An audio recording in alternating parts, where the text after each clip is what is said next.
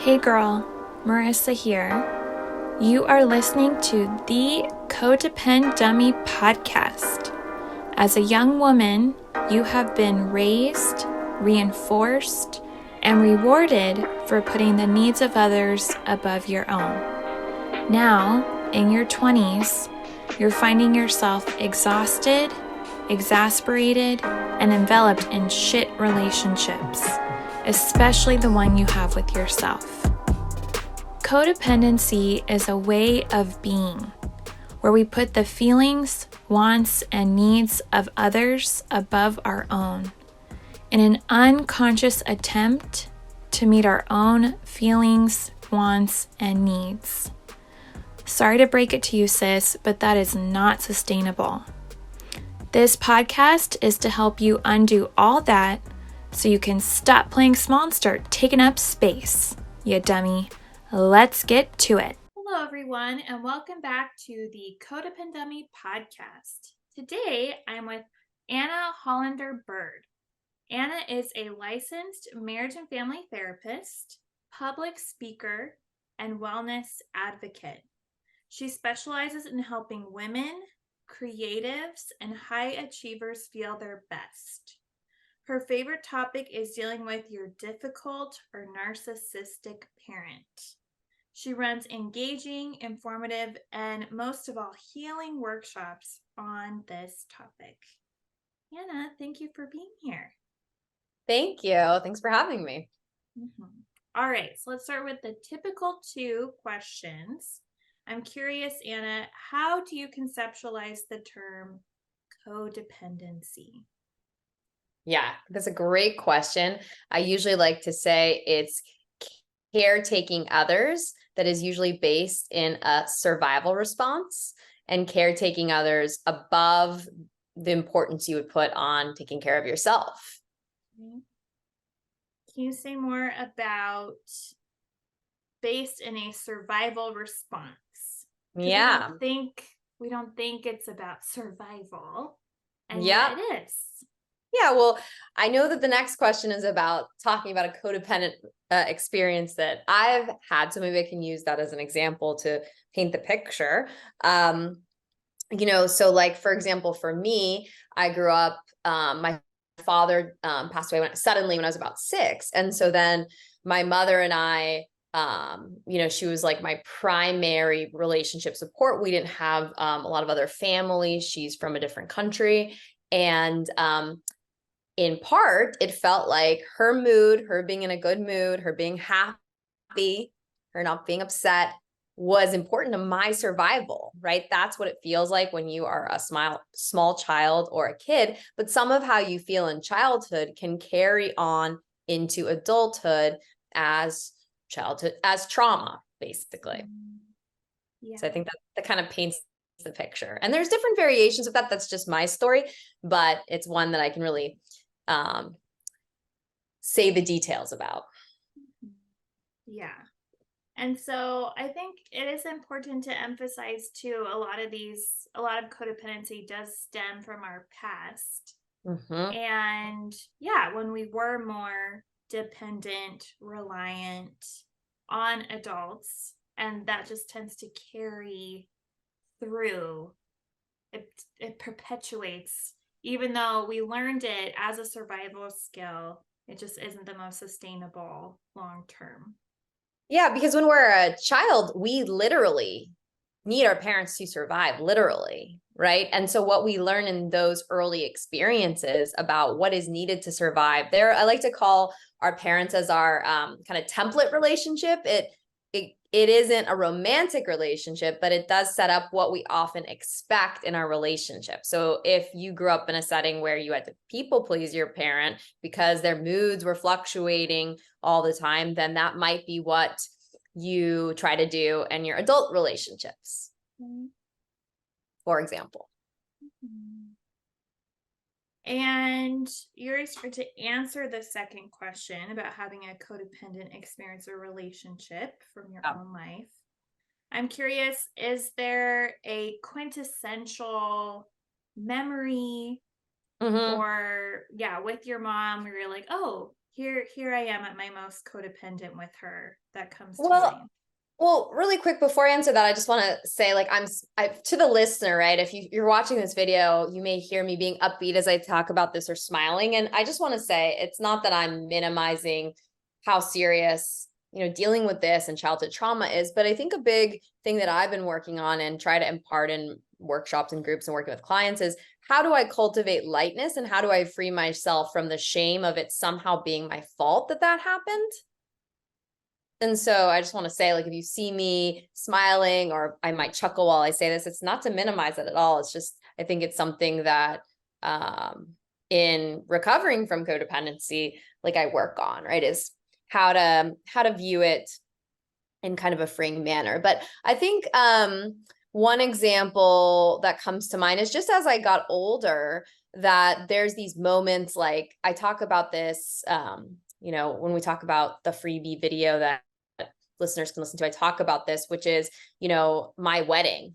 You think as you get older that if you have a difficult relationship with your parents, it will get better. But what I realized is, even at the wedding, she got upset at me for something, and suddenly I was still caretaking her versus saying, hey, this is my moment in my day. And, like, I'm not going to worry about her emotional response. And I did do some of that to a degree, but I also think that it was clear to me in those kind of moments that something was a little different about her personality than most other people's parents, that in a moment, like a big life moment, a wedding, a graduation, maybe the birth of your child or a breakup, that they could somehow tend to their adult child's emotional experience. And that wasn't something she was going to be able to do for me. So it was a little bit of a shock slash a motivator to gain more insight onto what I was looking at. Right. What did your caretaking look like on your wedding day?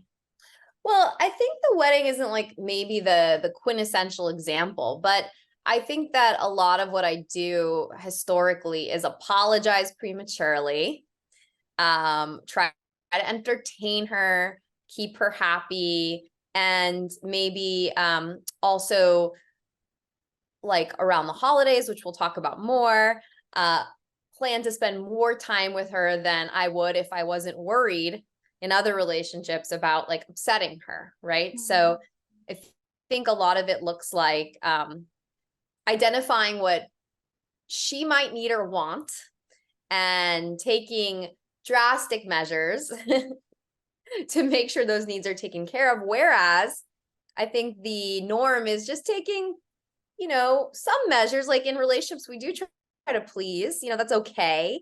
But the extent to which we take that is, I think, what separates someone with codependency. You're reminding me, this isn't like quintessentially codependent either. Yeah. But around the holidays, both my parents, but especially my mom, tends to feel very stressful. And so I think growing up, I definitely did more to help prevent her overwhelm or her anger. And I can't remember if this was actually around the holidays, but we had a gathering with, my sisters and our partners, and made this feast. And I can't remember why, but she went to go take a shower. Maybe she worked out before. So she went to go take a shower.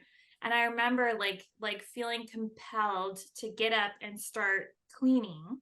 But she likes to clean in a certain way. So I don't want to totally take over. But I put all the food in containers, and then I got out all of their corresponding plastic seals or caps or lids. And my brother-in-law, he was like, Marissa, this is beyond OCD. And I was like, oh, no.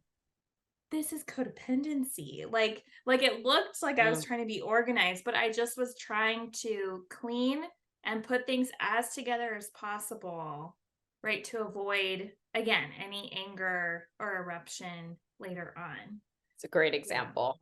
Very clear. And I think it takes a lot of insight. I think the idea of codependency, it's sort of, I think of it more as like an advanced concept, not advanced if in the sense of like if you don't know about it, you're not advanced, but more like it takes a lot of insight and monitoring of our own selves to identify when it's happening, because it's so subtle and it's so well ingrained in us, usually from a young age. Right.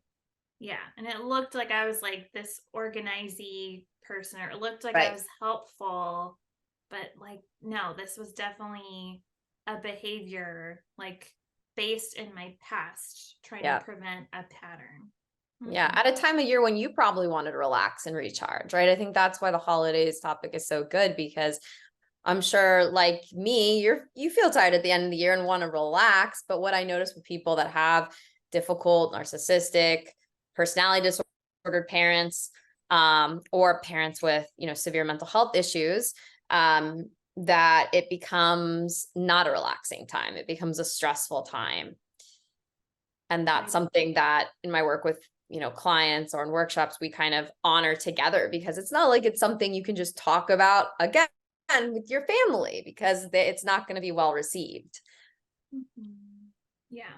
All right. So before we get specific about, dealing with codependency, difficult parents around the holidays, as a starter, Anna, can you tell us what are the common characteristics of a narcissistic parent? Well, I was thinking about this and I have a long list. But one thing I thought I'd start with is a lot of times they can be charming and generous, and they're not bad people, right? I think that's the first thing to say as a disclaimer for all of this. We're not trying to vilify anyone's parent or say they're bad people. This is a mental health issue, often based in cultural norms.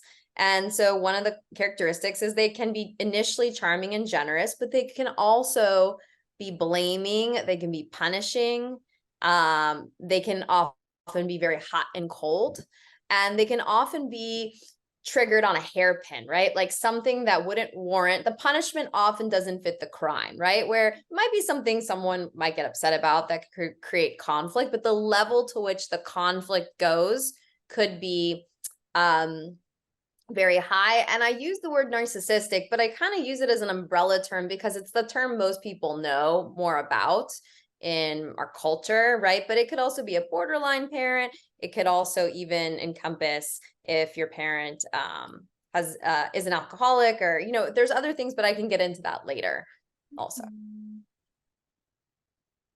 Right. Hmm. Can you say more about, well, I guess like the contrast, or what about the contrast of them being charming and generous at times and then blaming, punishing, hot and cold, triggered on a hairpin at others? I mean, what is that like to navigate that? Well, maybe before I answer that, let me just like do another disclaimer, which is let's highlight the difference between someone who might have a narcissistic or difficult parent and someone who doesn't. Usually I've noticed two qualities. One is someone that doesn't have these qualities might apologize. They may show remorse, right? So nobody's perfect, but if there was a conflict, they may come back and say, "Hey, I'm sorry. I really didn't mean to hurt your feelings." They also may then reflect on their behavior and say, internally, like, I'm going to go to my therapist, or I'm going to talk to someone and really think about why that keeps happening in my relationship and see if I have a part in it, right? But with a difficult parent, that often to never occurs. And so it keeps the conflict going, which I think is why people get so baffled of like, oh, is this my fault? Why does this keep chronically happening? So I just want to give that little disclaimer. Yeah, no, that's important. So to distinguish, typically with narcissistic, borderline, alcoholic, some type of dysfunction, there's Yes. an absence of apologizing and or reflection. Love how you said it. Yes, exactly. Okay.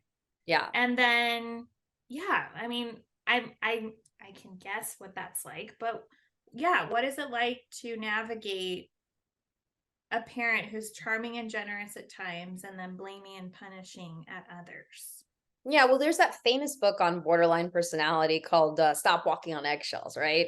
It's one I give often to a lot of people to read. And the title is just so good, right? It's a book for people, not for the borderline, but for people dealing with someone with borderline personality, which is that usually you have to tiptoe around them, which may mean not saying what you really feel, not asking for what you really want, and having a lot of internal stress. Because like our brains, it's like our brain may be in a trauma response when we're around this person, right? It may feel like fight or flight internally, and that may look like what you described with like lining up containers, but it also may look like shutting down and maybe being very quiet and not saying much. There's so many iterations. It could look like the person getting drunk at the holidays, right? To not have to sit with whatever the feelings are underlying.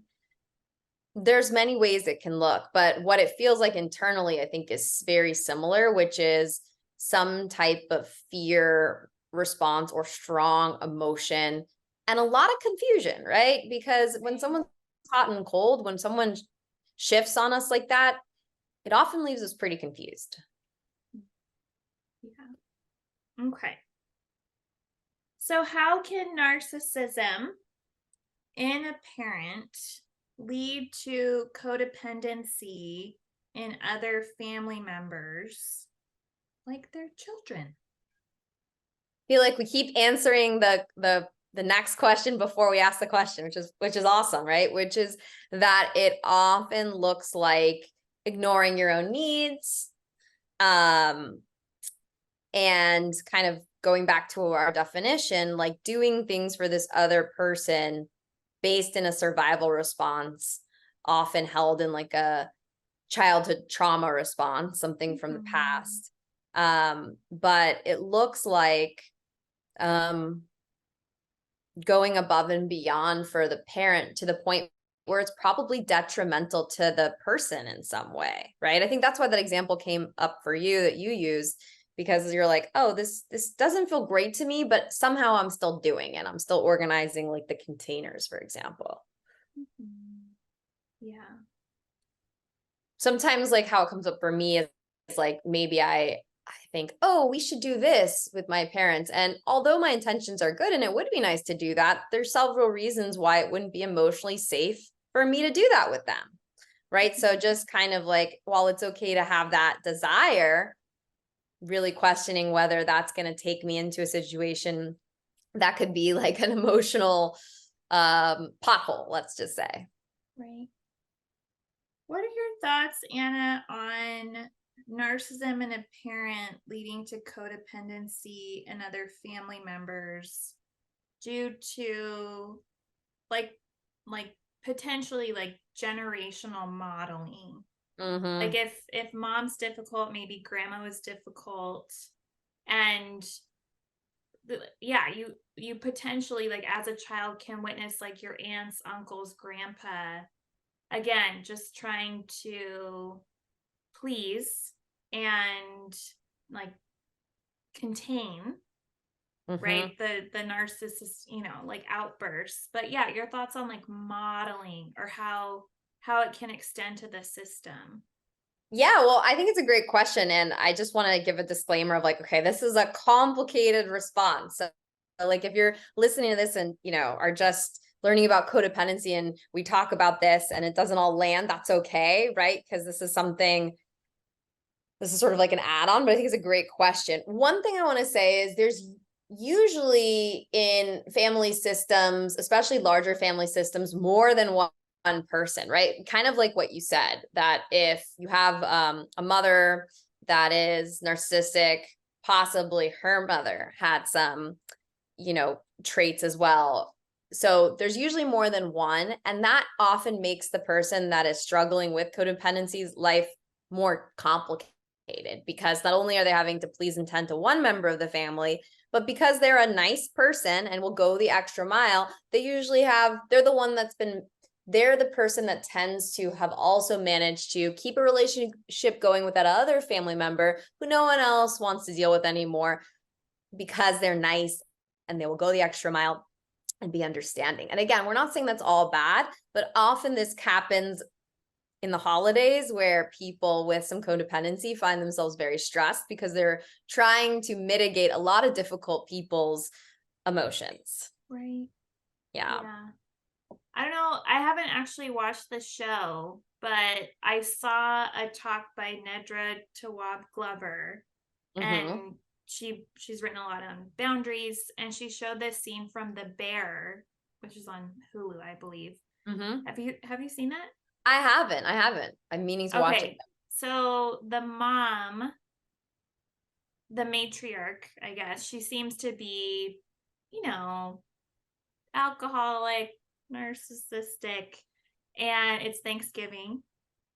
And she spent all day making some huge meal, and they're at the dinner table, but she's drunk. And yeah, someone asks her, like, "Are you okay?" And she was like, "Don't ask." I'm botching the scene, but it's so interesting because you can really tell how, like, generationally there are, like, elder relatives, there are the adult children relatives, and there's just this sentiment like, shut up, like, everyone just, like, don't poke the bear. And so there was actually a good Instagram post someone did on that. Like, what are the three levels of symptoms that generationally this kind of issue shows up as? Like, for example, the first may be like, sort of like grandparent generation may have come to this country, let's say, because of war, right? And have clear post-traumatic stress, may have like low ability to identify their emotions, and then how that looks like, and then their children, which might look like, again, kind of a lot of codependency or people pleasing, overworking, and then how that looks like in the next generation could look like anxiety, could look like, again, another layer of codependency, but also a lot of anger and resentment and just some other feelings, or look like not pursuing what they really want due to wanting to please their parents' expectations, things like that. And we're just generalizing, but I think this is a great point you're bringing up. Yeah. Okay. So, what does a narcissistic parent look like during the holidays? I feel like we painted a lot of pictures today already, but we'll paint another one. I think one of the things that comes up and why this topic is so interesting to me is when you have multiple family members together, things usually can be more high conflict, right? Because they may ingratiate themselves with one family member, but then take issue with the codependent, right? Or another family member may minimize, because one of the things that I highlight is oftentimes the narcissistic parent has a spouse or close friend that enables the behavior, that says the behavior is okay. But then that's very triggering for the person, let's say, that's come to therapy to work on setting their boundaries. Or also, let's say something happens and the person wants to leave who's working on setting boundaries, but then they're like, oh, it's the holidays. I don't want this to escalate even further if I leave Thanksgiving early, because then that could be a betrayal, or they may not invite me back next year. Like, the consequences can feel really dire for people around the holidays, and the escalation, because I think we all have that expectation of wanting it to be nice. Like, I think also it's like, this is a time of year where usually you are more accommodating. It's a natural thing because you want things to go well, but a narcissistic person or a borderline person, they're not really capable of accommodating. That's not something they do. They may feel they do, but not in the way that someone without those traits would view accommodating, right? So I think one of the big conflicts is you go in with the expectation that it will be this, but then it doesn't happen. And there's a lot of big feelings of grief and loss that comes up, that, like, even on Thanksgiving, even on X, Y, Z holiday, depending on your cultural background, that your parent couldn't just for once, be a little different. And I think that's something that's really difficult for people, and where we see the personality disorder traits more clearly. That's why I use the wedding example too, because I'm like, even at this kind of moment, that's not going to happen. And that was a little more shocking to me. Right. Mm-hmm. What might, like, right, we talked about the common characteristics, so I can imagine, but what might blaming or punishing look like during the holidays? Well, I think if one thing that comes to mind for me is like if I bring up a topic that I shouldn't, or if I say, hey, I'd prefer us not talk about like politics or world events today, that could be met with, well, you can't tell me what to say, right? How dare you tell me what I should talk about, right? Or so like there's no room oftentimes for boundaries and then being punished for trying to set boundaries. Or the threat, right? As if you don't sit here and just smile, or if you're feeling sad, then you're not grateful, right? We see this in a lot of like different cultures too, like kind of like matriarchal, I'm not pronouncing that word right, where the parent is always right. I think that also creates some problems at the holidays, because we all come in the end of the year with various feelings, various years, various triggers. And so kind of that feeling of not being able to just be and having to be performative. Right. But it could also look like someone who, let's say, drinks but is more of a functional alcoholic getting really drunk, right, and creating problems. Or it could be that the narcissistic parent feels emboldened to expect more, right? Demand more, like, you need to stay with us the whole weekend. You need to be with us the whole day from morning to night. That's the expectation. And so certain ways you may usually cope with that relationship by setting like I'll see you for coffee and then I'll leave, or something like that. Distancing detachment strategies may be a little harder to employ during the holidays because the expectation is now greater. Not sure if I answered your question, but I think so. Somewhat. Yes, definitely. Yeah. And so just trying to imagine, right, year after year of this, what happens if a narcissistic parent's behavior goes unaddressed? Well, I think that's actually an interesting question, because usually where it has to be addressed is within yourself, right? Because it's oftentimes very hard, next to impossible, to address it with the person who's narcissistic. Now, you can certainly try. There's no harm in trying, and I don't tell anyone not to try. We're just honoring that a lot of the change and why this topic leads a lot of people to therapy and workshops and to listen to podcasts like this is because we're forced to really continue to work on everything internally, because they just can't participate in the way we might expect from someone else. But I think a lot of how the symptoms do look like year after year is they kind of start to present like burnout symptoms, right? Like dread when the holidays come around, dread at the idea of seeing them. And it's not that you don't want to see them or don't love them, but it's that feeling of like the expectations that they have aren't something like, usually as you get healthier, you're not as performative anymore. That's a big thing I've worked on, right? Is how do I show up as more authentically myself?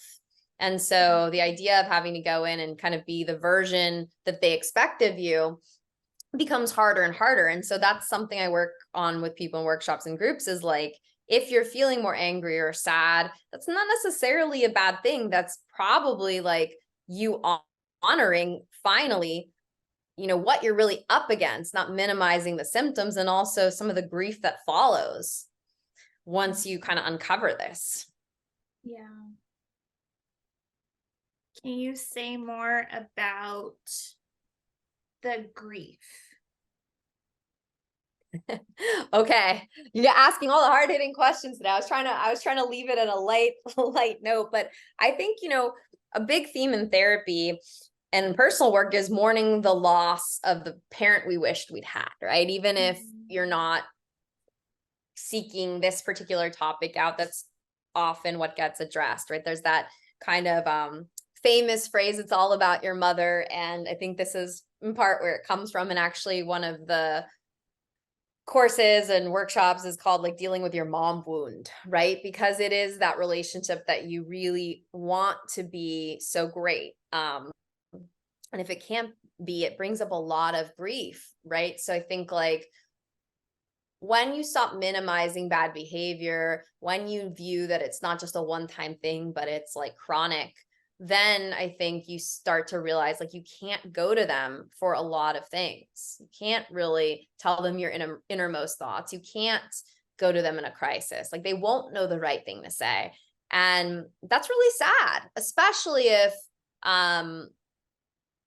maybe there has been bright moments with them in the past where sometimes they could meet your needs. Actually, sometimes it's easier to work with people when their parent has always been very clearly mentally ill or something, and they've never expected something from them because they've kind of started to grieve that a long time ago. But if you're someone where, again, your parent was more hot or cold, it often leads you to have a more complicated grieving process. Right.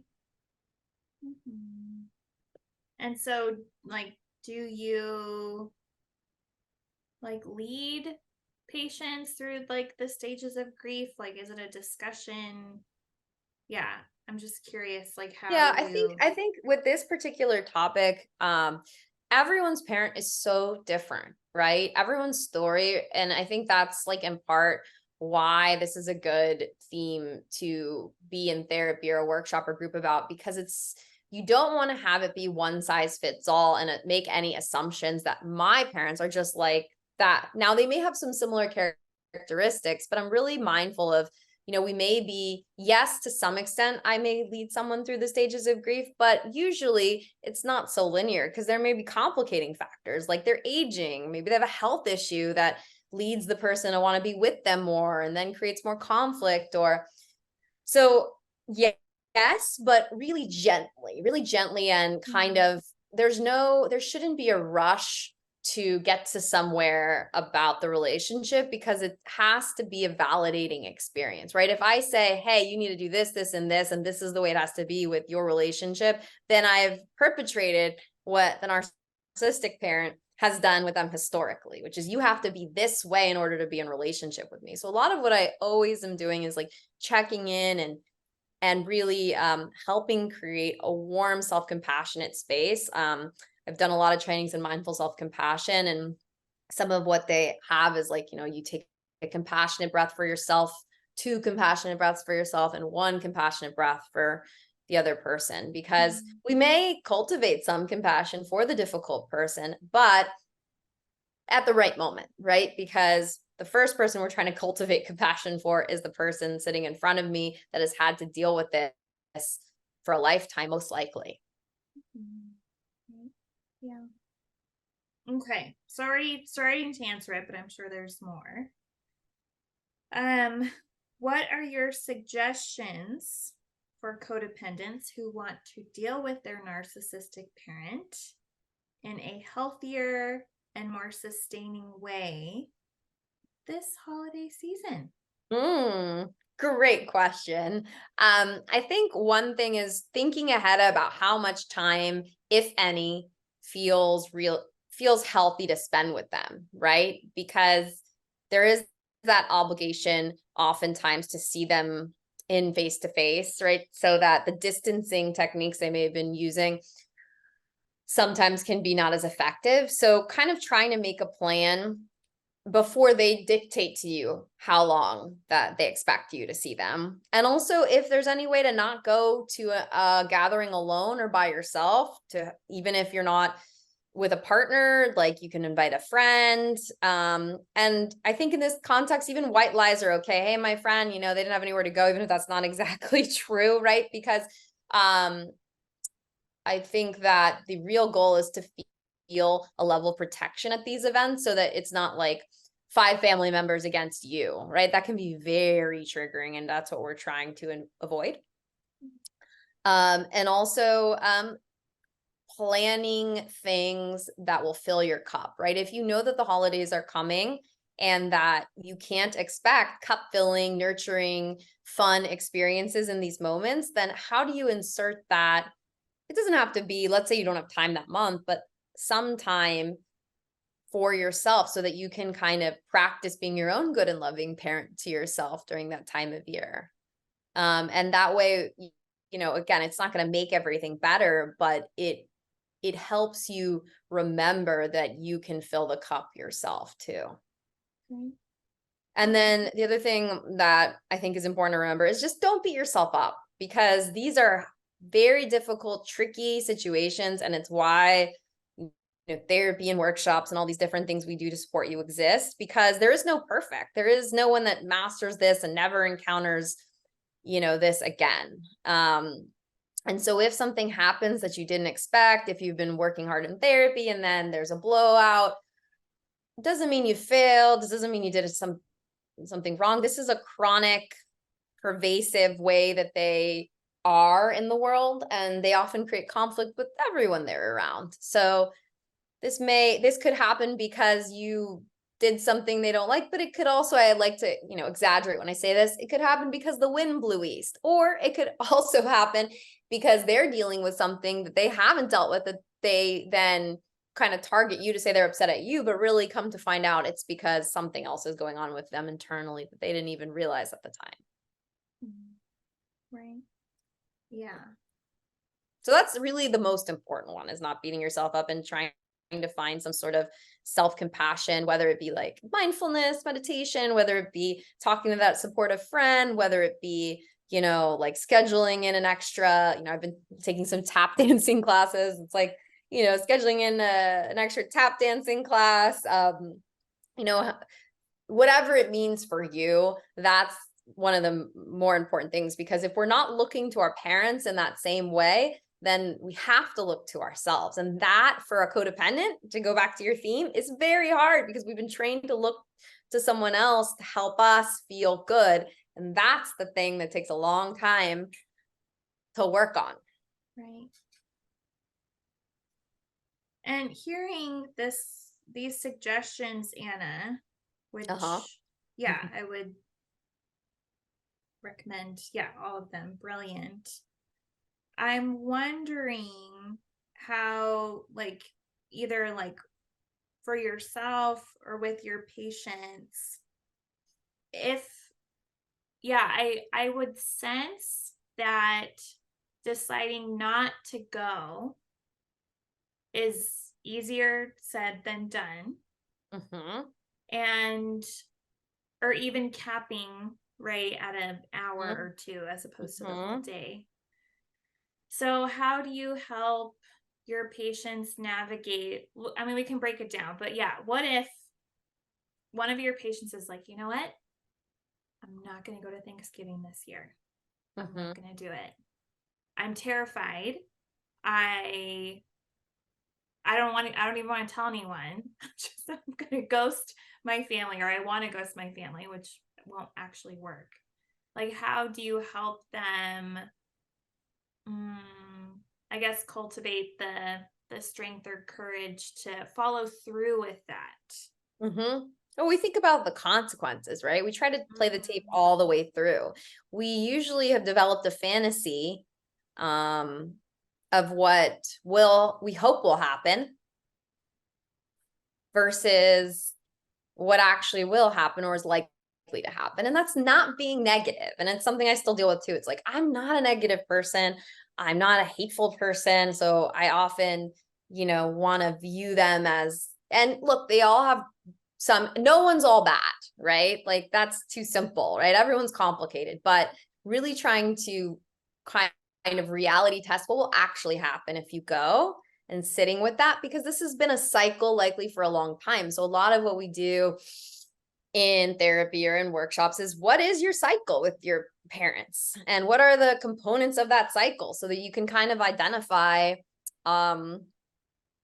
where, like, my husband is also a therapist, and he chuckles. He's like, oh, your parents are back in town. We're in the honeymoon, right? Because the way they present when they come to visit initially is very favorable. And that is a component of them, but that's not shown to have been lasting ever historically. That's temporary. Right. Yeah. So thinking about the consequences, right? Playing out the tape all the way through, right? It just helps us be more realistic and and also, and sorry to interrupt you. I think the other piece that answers the question a little is it's okay if they can't, right, in that exact moment follow through. But often what happens is people come back to me and say, hey, I couldn't follow through, but what I did do is I left early, or what I did do is I set a boundary, or what I did do is they got upset at me and I didn't really care as much. I'm like, okay, here they go again. Here's what they're doing. So sometimes progress looks more incremental, and that's okay too if you can't. Trying to break the goal down into what's realistic for the person. Right. I'm just picturing, right, if we're looking at a continuum, on one side is continue without any tweaks whatsoever, and fingers crossed things are different. Yeah. And then on the opposite side is like, big old boundary, like, I'm not coming because of you. You're right. Which, I don't know if either extreme is kind or compassionate or helpful. But yeah, somewhere in between those two extremes is something that can be self-preserving for you. And also, yeah, I've heard different things about boundaries, like more recently, how like boundaries are like really like sustaining relationships. And so even though you're not going, that's actually like more sustaining for your relationship with your parent. You just maybe like you say, like, I'd love to take you to dinner, or I'd love to go to coffee, or find this other way to connect that isn't this like high conflict environment that it's always been. Yeah, well, a couple things come to mind as you bring this up. One is, look, if you want to go, I just think we haven't said this, so let's just say it, which is if some people decide to do no contact, that's okay, right? Everyone's situation is different. And honestly, a lot of situations do warrant and make a lot of sense when people say, I am going to go no contact for my parents with a short time or a long time. Currently, that's not what I'm doing, but it doesn't mean that like it is again, we are not, if you say you don't want to go also and choose that could be very empowering. It just depends on the context and what feels best for you. And sometimes I ponder that with people. I'm like, what would no contact look like for 2 weeks, for 4 weeks, so there's a lot of options. That's one thing. But I think the reason why short-term goals or incremental goals is something we talk about around the holidays is what we don't want is hopelessness, right? And I think that leads to depression. And oftentimes, if you've had this kind of relationship with your parents, you may have dealt with depression, or anxiety or post-traumatic stress or whatever it is. And so that's what we really are trying to do the work to avoid, is like, because it can very quickly make the smartest person feel like crap, right? Like it's their fault. And that's why I think in my freebie video, I put like, it's not all your fault, basically, right? That's what comes to mind, is this blame of why can't I make it work, when we're in the time of year where we see all these commercials and our friends like kind of have these idyllic, or seemingly, I always like to remind people, seemingly idyllic experiences. So I think that's what really all this work is to prevent, is from hopelessness, depression, suicidal ideation that can sometimes arise for people during the holiday season, and understandably so. It's been a lot. Usually if you're here listening to this podcast, especially, you've been dealing with this for a long time, right? And so we're honoring that's been hard, and like you've probably dealt with like a dictionary worth of difficult experiences. So it's like you're a patient, kind, loving person, right? So we're really trying to honor that, and also be strengths-based, because oftentimes, because of conflict, it's clouded all the things you do that are good and empowering and positive. To endure this kind of conflict often means you're a very strong person, actually. I like to remind people. Yeah, very strong. All right. Well, Anna, thank you so much for coming. And you've mentioned this freebie. So can you please tell us more about this video and where people can Yes. Access it.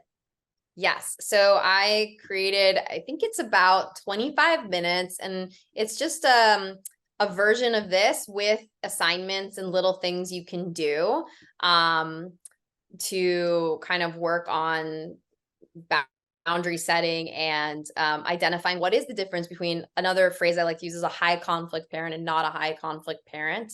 And the exact website, the landing page for that, I think that I gave to you. So I can tell people too, but disclaimer, I'm having some tech issues and I think it'll be resolved so that it goes through. But if you aren't able to access it, which I think you will, just come back to the page because I am a little delayed on on that. But you can also go to my Instagram, Talk with Anna, or TikTok, and I also post some funny, lighthearted and serious videos. And then I do offer workshops, but what I'm doing right now is kind of building a wait list for filling them. So if you are interested, you can certainly reach out to me, but just know that probably what I'll do is put you on the list for when the next one arises. And also let me know what you're looking for from the group, because I want to make sure that it's helpful to people. Mm-hmm. Yes. All right. So I will put a link, and we have some time from recording to when this airs. Everyone. Okay. Yeah. We're all on the same page. So yeah, fingers crossed it works, but I'll also list your Instagram and TikTok if people want to reach out or get to know you more. And any other places you recommend they go? Yeah, I think that if you haven't read Stop Walking on Eggshells, even if you're a parent you don't think is borderline, it's a very helpful book.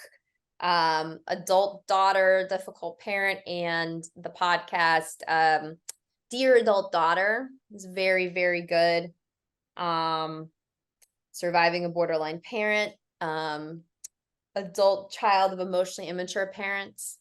Again, I just want to flood you with resources in case you contact me and I am full or don't have a current workshop. Like, I am here to be a resource because we don't want anyone to be left unsupported. Well, thank you. Yeah. So I will put links to those in the show notes. Ooh, and one final resource, which is if you haven't tried Mindful Self-Compassion, they have a lot of free mindfulness practices that I think are really helpful to feel into some more self-love, not in a cheesy way, but in a very like modular way. And to me, that has been indispensable to like healing. And so MSC, Mindful Self-Compassion, you can Google it, you can YouTube it. They have a ton of things. And they actually have one on, they have a practice on compassion for dealing with a difficult relationship, I think it is. I'm not remembering the title right, but it's great. It's very helpful. Awesome. All right. I will add that as well. Well, thank you for the resources and for your time. And thank you, dear listener, for being here. I will see you next week. Take care. Hey girl, it's Marissa again. I'm not like a regular podcaster, I'm a cool podcaster, right?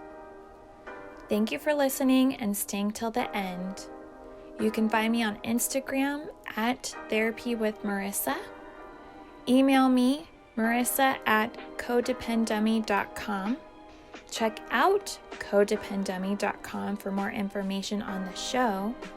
And baby girl, a subscribe, rating, and review would be much appreciated. Till next time, I want you to remember, if you are feeling unseen, I see you. If you are feeling unheard, I hear you. And if you think that you don't matter, know that you matter to me. I want you to go out there so you can stop playing small and start taking up space, you dummy. And now, the disclaimer. Girl, this is not therapy and I am not your therapist. This podcast is designed to provide accurate and authoritative information in regards to the subject matter covered. It is given with the understanding that neither the host, publisher, or guests are rendering any legal, clinical, or other professional service. If you want or need a professional, please find one.